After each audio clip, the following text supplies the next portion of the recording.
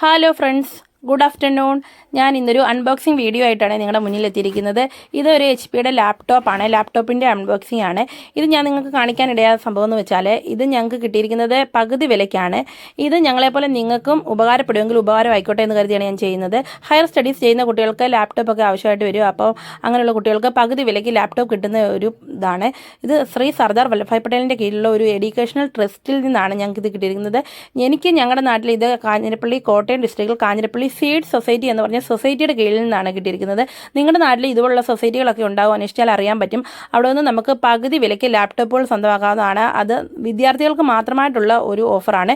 വിദ്യാർത്ഥികൾക്ക് വേണ്ടിയിട്ട് ഇത് സൊസൈറ്റി കൊടുക്കുന്നതാണ്. നിങ്ങളുടെ ഓരോ സൊസൈറ്റിയുടെയും കീഴിലാണ് ഇത് കൊടുത്തുകൊണ്ടിരിക്കുന്നത്. നിങ്ങളുടെ നാട്ടിലുള്ള സൊസൈറ്റി ഏതാണെന്ന് വെച്ചാൽ അവിടെ അന്വേഷിച്ചാൽ ഇത് കിട്ടും.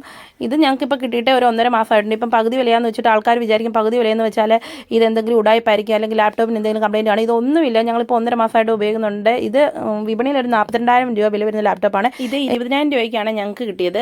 ഇത് നിങ്ങൾക്ക് ആർക്കെങ്കിലുമൊക്കെ പ്രയോജനപ്പെടുമെങ്കിൽ നിങ്ങളുടെ അടുത്ത സുഹൃത്തുക്കൾക്ക്, വിദ്യാർത്ഥികൾക്കൊക്കെ ഒന്ന് ഷെയർ ചെയ്ത് കൊടുക്കുക.